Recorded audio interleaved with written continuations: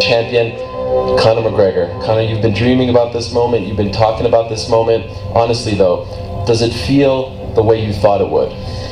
Yeah, it does. It feels beautiful. I dreamt this so much, so clearly, so precisely, and so frequently that it has manifested itself into reality. And that's what I'm feeling right now. It's a dream come true. I would visualize things coming to me that I wanted or whatever. This was in like 1987, 85, yeah. And I had nothing at that time, so it was like, but it just made me feel better. It made me, at that time, all it really was for me was kind of making me feel better. I would drive home and think, well, I do have these things. They're out there. I just don't have a hold of them yet, but they're out there. Okay. So didn't you write yourself a check? I heard that you did. Is that true? I wrote myself a check for $10 million for acting services rendered, and I gave myself 5 years, or 3 years maybe.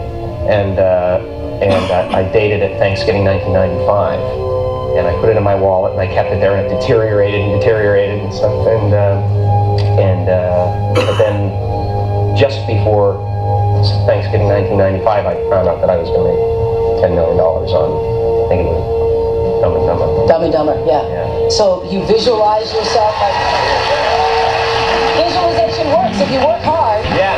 Well, yeah, that's the thing. You can't just visualize and then, go eat a sandwich. Right? You just decide what it's going to be, who you're going to be, how you're going to do it. Just decide. And then from that point, the universe is going to get out your way.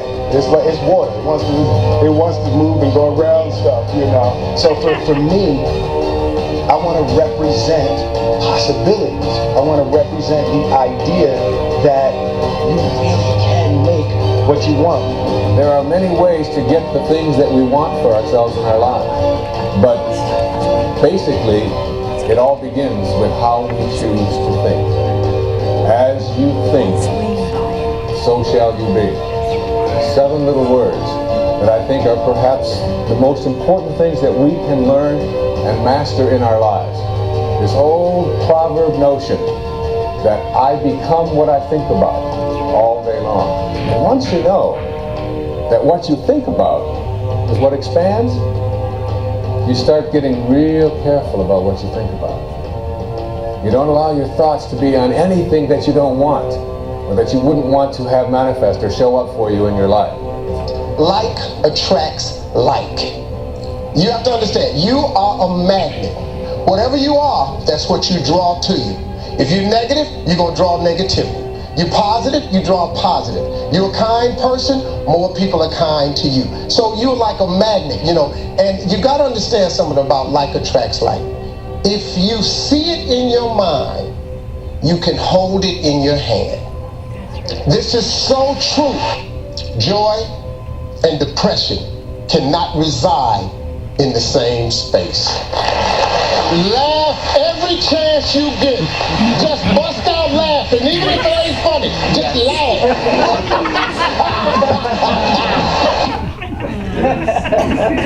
And I just think that is such, that packs a lot of punch. That whole message there.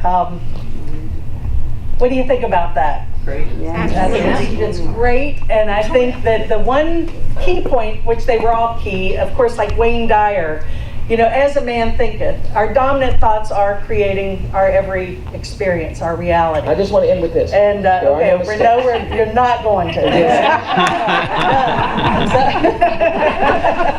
She's always trying to get in there, I tell you.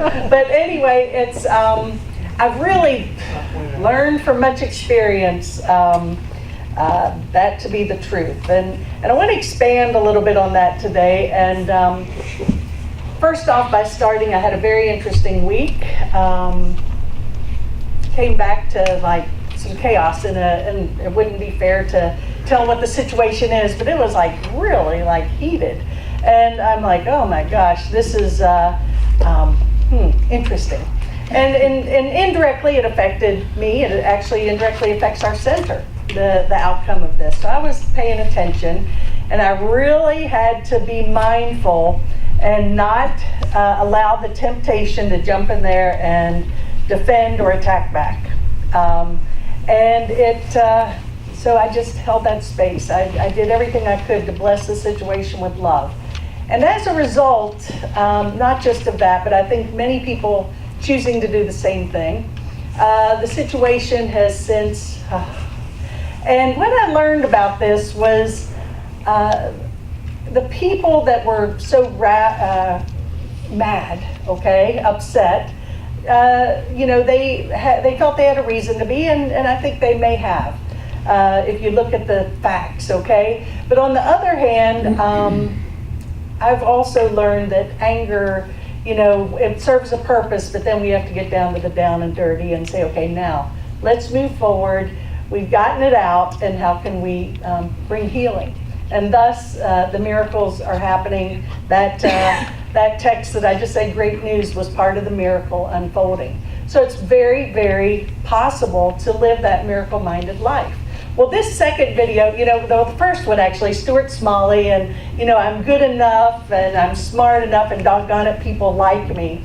Remember back in the 80s when, all those affirmations, and, Louise Hay was, really big into the affirmations. A lot of people were, but looking in the mirror therapy, and, it was, he's poking fun of it, but, and it's true. This is truth. It works, but it's fun to laugh at ourselves too. And then the second part of that second video is talking about love, and I say love and fear can't coexist in any moment. Every moment we're choosing one or the other. So he talks about depression and joy cannot coexist at the same moment. So the Course in Miracles always says we're just one thought away from heaven, literally. Heaven and hell are just states of mind, and if I'm in hell this moment, I can move on to the state of heaven just by a decision, the decision that they talk about.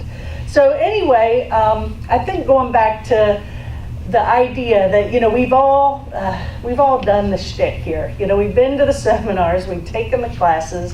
Even today, doing this ADL ministerial class, it's not really about, for me, learning anymore. It's more about unlearning. It's kind of like we've gathered this information. Now, how can I use that information to peel away the layers of my wounds and my past and my programming, and find out my divine purpose and live that divine purpose? So that's really what we're doing with the ADL ministry. It's about each and every person going through that course, not to necessarily even learn anything, even though you might, you'll pick up some new ideas and thoughts, because there's great wisdom in the group collective conversations. It's awesome. So as a result of that, naturally you're going to learn something. But by the end, my goal as a teacher of the course is for each person to have their own unique experience and find their own ministry and purpose. And it's different for everybody. And I want to, talk about how the universe, back to what this talks about, is the universe. If you want to know where your consciousness is, all you got to do is open your eyes. See how you feel.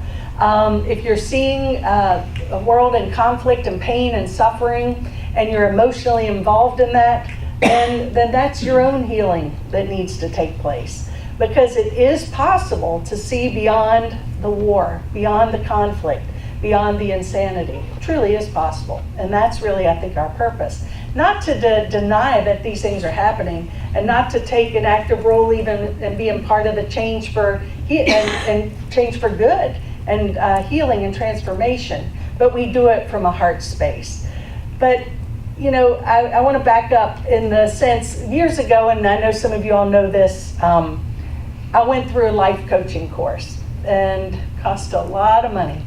And I can't say that I learned a whole lot, because I've been through 20 plus years. I opened a center in Florida in 1993, so 24 years ago. I've heard a lot, learned a lot, seen a lot, and met a lot of great teachers. And so going into this coaching program, I was like, oh God, I can't believe I just wrote that check and this is it. But the good news is that the one thing that did was it got me clear on what I was here to do. And at that time I was in real estate, and that was not what I was here to do. So I said, okay, I'm here to be a minister, and I'm here to do what I'm doing here today. So as a result of that, it seemed like at the one time with one perception that was a waste of money. But that was the best several $1,000s I really ever spent when I look back on it. It really was. So even if we think that something is a mistake, or, oh God, you schmuck, I can't believe I did that, fell for that. You know, when you really take a good, honest look, everything is unfolding perfectly.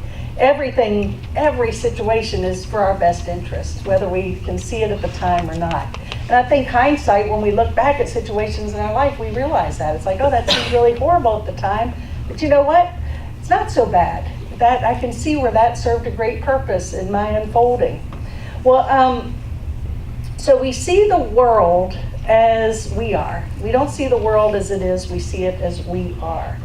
So our goal, I think, as spiritual beings, yes, you know, I think the old paradigm for the law of attraction was, you know, let's, you know, get the vision board out, put the car, put the house, put the blah, blah, blah, blah. And that's fine and dandy, and that's fun to play with, and it works. It does work. But, you know, I think that we have, I'm seeing the consciousness evolve, that people's goals are not necessarily about stuff anymore. It's about using that same energy, that same intention, that same motivation to know God at a deeper level, to live from our hearts and live, you know, in joy, and to see the face of Christ in everybody, and to put that energy, that intention, and that focus, you know, that because that's what we begin to see. Our dominant attention is what we're going to see. If I look at a brother or a sister and I'm focusing on their sins or their mistakes or their personality and parts of that I don't like, then I'm just making that more real. I'm making it bigger. So as spiritual beings, our goal is to see beyond the form, beyond the actions, and just tap into the heart of each and every being. So as we do that, since there's really only one of us here, what we give, we receive. So if I give each other the blessing of love and forgiveness, then that's a gift to myself. So it's a circular experience. You know, what we give, we receive. And of course, all healing is self-healing. And Marianne Williamson, as you know, I love her, and I think she's a terrific teacher.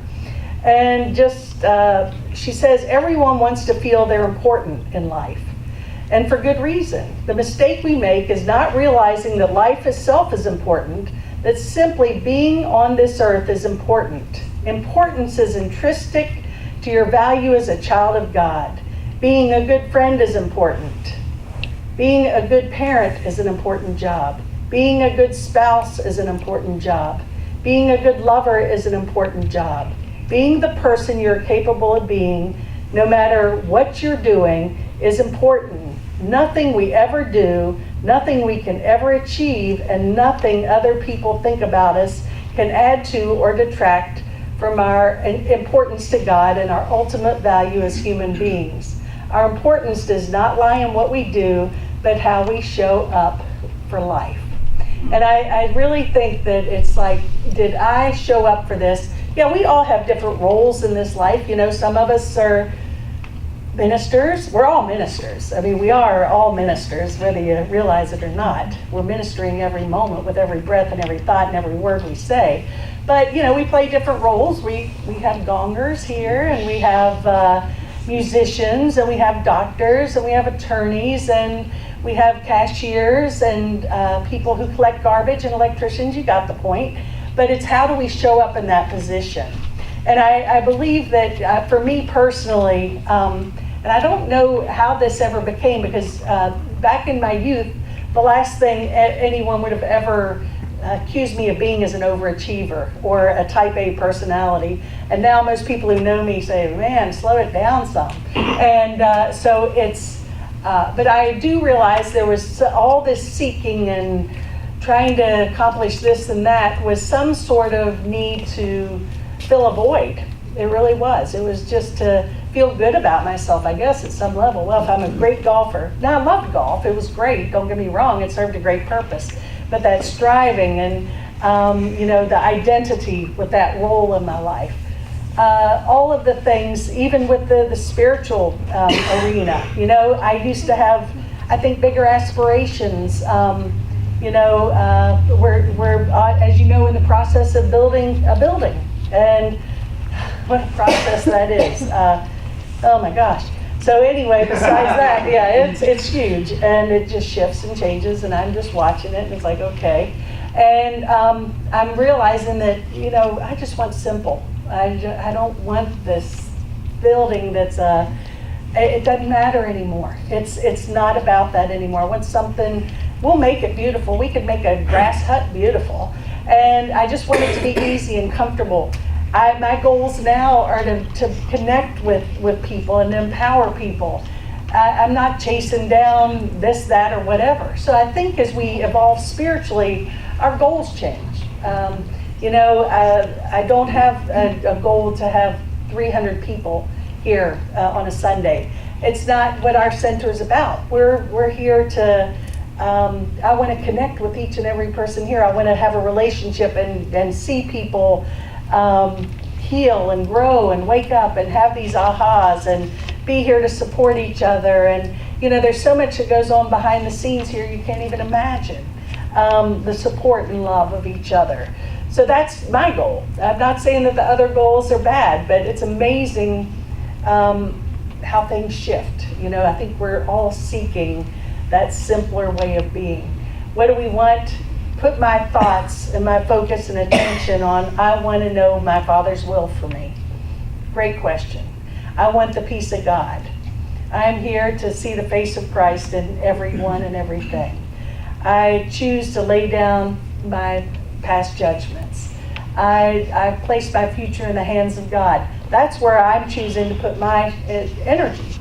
Now, granted, Jim Carrey put his on, what we probably, thank God he did. We got the movie Dumb and Dumber, okay? So actually, it's one of my favorites. I admit it's a stupid movie, but I did think it was funny. But anyway, so, and it's all, but if you notice, even with Jim Carrey, he's becoming more philosophical. He's giving lectures and people just about what we're talking about. It's kind of like he had to use those gifts and that, knowing, because he was really in a dark place. He was very poor. He was a poverty-stricken young man, came from a very tough situation. So he needed to see that feedback so that he could get to the point now where it's like, it's not about that stuff anymore. It's really about, opening our hearts and connecting. Beautiful story. So even those aspirations do serve a great purpose. And I think the purpose is like, oh, this isn't it. I thought this was going to fix all my problems, and I thought I was going to be happy when I got this. But I will share that what Yogananda says, even if life gives us everything we want, wealth, power, friends, after a while we would become dissatisfied and need something more. But there's one thing that can never become stale to you. It is joy itself. Happiness that is delightfully varied through its essence is changeless in the inner experience that everyone is seeking. So we're really, what we're seeking is joy. And that laughter, just laugh for no reason and have fun and watch funny movies. I mean, we do even take the spiritual path way too seriously, I feel at times. It's like, we feel like we have to, live in this own position, and then that's spiritual behavior. That's not spiritual behavior. And that's a trap. It's like you're spiritual if you fit in this box, okay, and you eat this, or you drink coffee, or you don't drink coffee, or you go dancing. Oh, don't go dancing if you're part of that. No, I think it's way bigger than that, and it is about showing up for life with a joyful, happy heart, and loving everybody, and also knowing that those paths also serve a wonderful purpose. But I think once we move even beyond that, the joy of God is what we're all seeking. And so I love this quote, and I've shared it before, but it sums up, it's so simple, but it sums up so much of, you really want the peace of God. And certainly this year has been one of the, it's been, as far as stuff out here, it's been a tough year. Lots of things happening. And it's been a tough year for a lot of us. And so Krishnamurti says, "This is my secret. I don't mind what happens." And so it's like, that sort of says it all right there. You know, if we want the peace of God and the joy of God, we've got to quit putting our expectations and our agendas and our attachments and our wish lists and all this. If to be a master, to walk in this world as a master, is to be able to be in the midst of war and pain and suffering and conflict and be joyful. And the joyful might not be giddy laughing, but the joyful is in the knowing who we are as children of God. We are divine. We just have to be willing to tap into that. So that as a man thinketh, that is, you know, what we're doing. And I suggest we support each other in that process. You know, I seeing Ann Kirby yesterday, she's a different woman. Tell you an interesting thing. She doesn't remember when we found her. She had, and probably not a bad thing, probably a good thing actually, after what she had been through. But before, she was a little edgy. She was anxious. She was stressed. She was mad at her ex-husband. She was, you know, and her stomach, as long as I've known her, was always upset. Oh God, it was always, you know, and serious stuff. I mean, it really affected her ability. You know, she could eat like 3 things, right? Well, now she's happy. Now her conditions. I mean, it's a nice place where she is. She's happy. She's not really able to connect thoughts, but I think there is someone back there. She's just not able to make that. But truly laughing and happy and giddy. And then the food, she loves the food at this place. How's the food? Oh, it's delicious. And she was talking about something they had yesterday, shepherd's pie, and oh, it's so good. Well, you know, when, you know, she said, and you were right about I said, so how's your stomach? And she said, oh, I haven't had a problem since this happened. And, you know, this was a daily occurrence for her, right? So it's kind of like to see this shift. It's kind of like, well, here's a happy woman with her stomach feeling good and loving life where she is. Now, the situation to get her there, I can't say that's all a bed of roses, but there's a part of her that's making it so. And it's it really got my attention. And I've been thinking about that, like, who is this lady? Because it's not the same lady that sat there every Sunday at all. Sat there actually every Sunday. So, you know, and she's happy and it's beautiful. But she did say to me, the whole thing with, and this is how powerful the mind is. Beforehand, like I said, she ate 3 things. I mean, she was like chicken, and some vegetables, and very little else. And some rice. That's about all she could eat. She varied it into, eggs. She likes eggs. So anyway, now it's like eating hamburgers and fish and this and that. And she said, but you were right. It was the oils, the fats that were making my stomach hurt. And I was like, I never said that. But okay. So anyway, but that's what she believes. So and of course, everything she is eating now in this place is fat. So the mind is a powerful tool, okay? That's the point I'm choosing to make. What are you using it to focus on? I do love this quote here, this statement. And, you know, I found this on Facebook, and I don't believe it actually came from Shakespeare. It says Shakespeare said. This does not sound like what Shakespeare would say. But whoever said it, it's good stuff. So I'm going to close with this. I always feel happy. You know why? Does that sound like Shakespeare? Okay. And then because I don't expect anything from anyone. Expectations always hurt. Life is short, so love your life, be happy, and keep smiling. Just live for yourself, and before you speak, listen. Before you write, think. Before you spend, earn. Before you pray, forgive. Before you hurt, feel. Before you hate, love. Before you quit, try. And before you die, live. So good advice from Shakespeare or whoever. That might be John Shakespeare in New Jersey. So anyway, I'm so blessed and grateful to have the support of each and every one of you guys.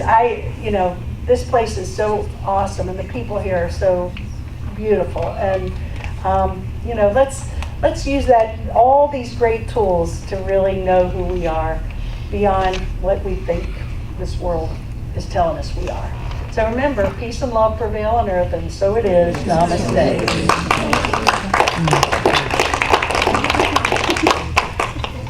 Okay. So, I'm going to, I lost something here that you're going to share. I pushed the wrong button, surprise.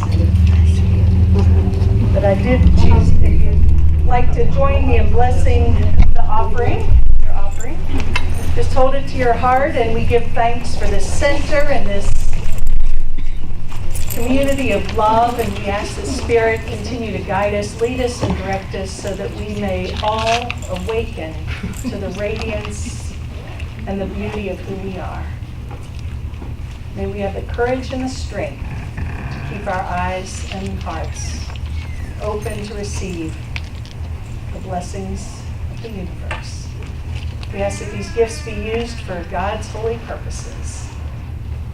And we give thanks. And so it is. Amen. Okay.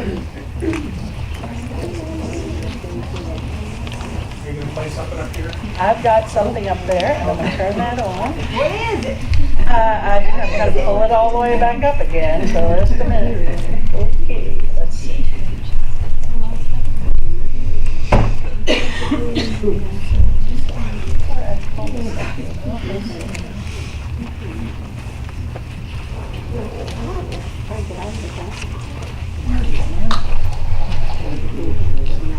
Okay, do I have it up here? Let's see.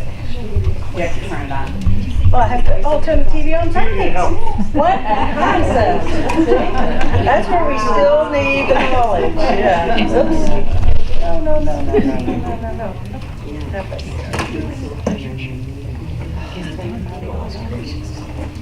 Okay.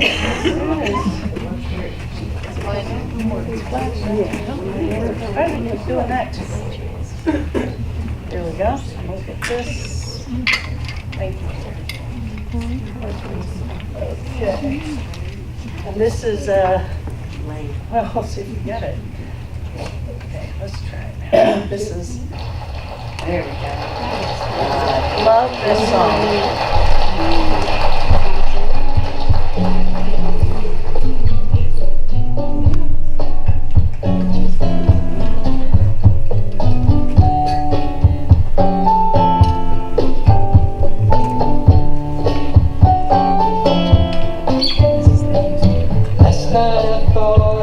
Times that my life changed direction, and I beat myself up for the choices that I had made.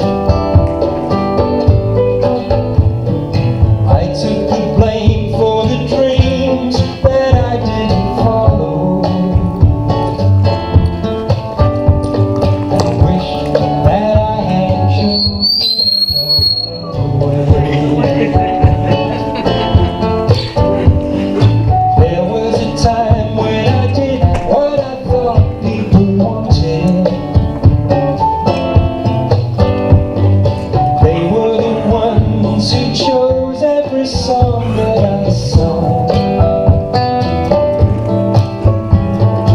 Always afraid that the truth would hurt someone's feelings.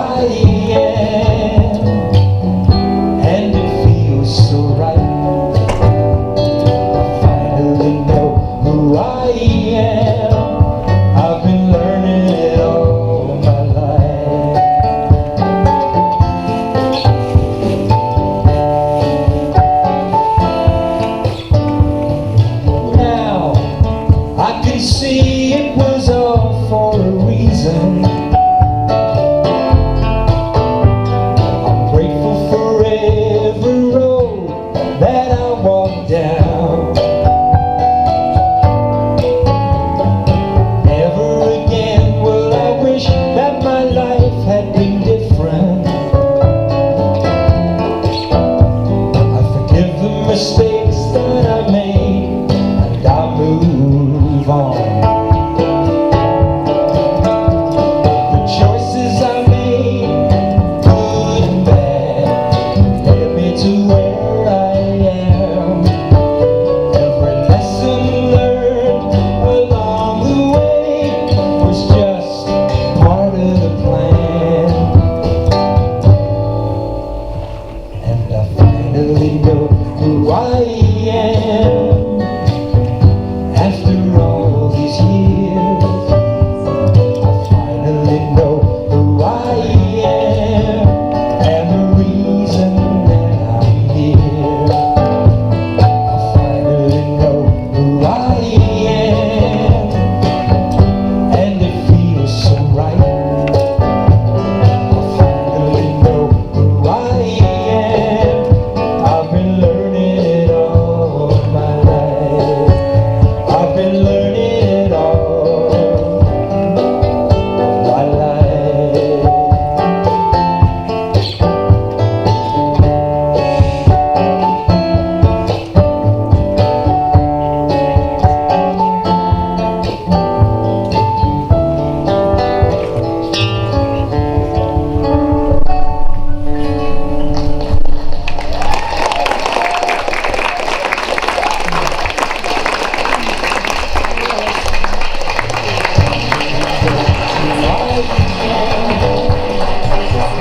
After all these years, I finally know who I am and the reason that I'm here. One thing Terry was a master at. Terry, we never got together and talked about music for the week.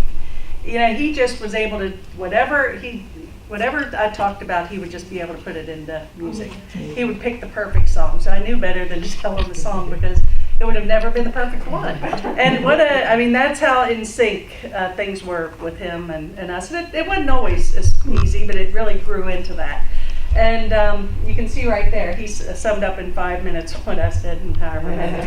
So anyway, that's the truth. So it's about knowing who we are, and maybe Terry's knew who he was, and he had done what he needed to do here, and that's the way it is. And he still hangs out here. And he still hangs out here for sure. We know that. So anyway, let's take a moment and join hands, and we'll close.